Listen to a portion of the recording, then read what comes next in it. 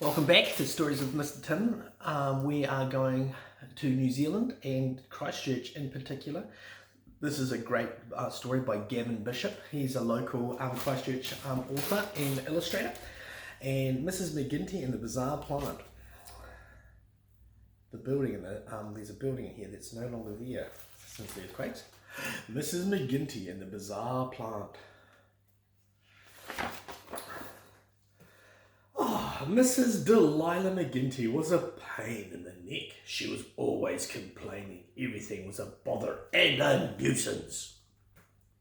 Although she was perfectly healthy, she was never well. The kids in the street were mean. They put stones in her letterbox. They rode their bikes on her front lawn. Oh, naughty children. They shot arrows into her cabbages and ran away when she came. Life for Mrs. McGinty was a burden. See, this is the building here. That's the old Edmonds building. One spring morning, on her way home from the doctor's, Mrs. McGinty visited a bring and buy sale.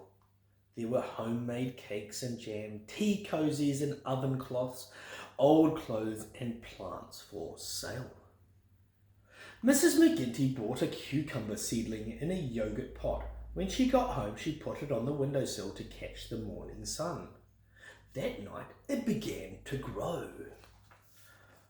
Wow. Hands up if you think it's going to be a cucumber plant. Tell whoever's watching with you what kind of plant you think it could be. Oh, that's a strange looking plant. Next morning, Mrs. McGinty was surprised to find the plant was too big for its pot, so she took it outside and planted it by the back door. Oh, look at that shadow. When darkness fell, the plant grew some more. A whole lot more. Wow! In the morning, the plant was taller than Mrs. McGinty's house. She didn't know what to do, so she gave it a drink and went inside and closed the door. Look at the naughty neighborhood children. What? Throughout the day and after work, people came from all over town to look and to stare. Oh my goodness! When they'd gone home, the plant began to grow again, and every night it grew some more.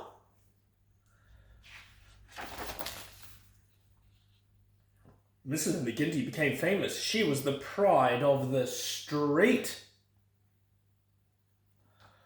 Oh, look, you can see her smiling in the mirror. All through the summer, people came to see the plant. The kids in the street helped Mrs. McGinty to look after it.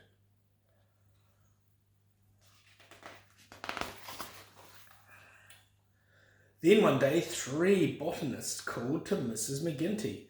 "May we have your plant for our special garden?" they asked.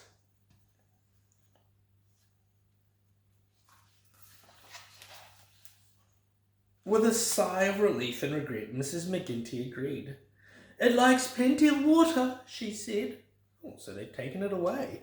Now, this is another building that's no longer here in Christchurch. That's the old Catholic cathedral. Mrs. McGinty watched until the plant was out of sight, and then she and her friends went inside. Dun, dun, dun.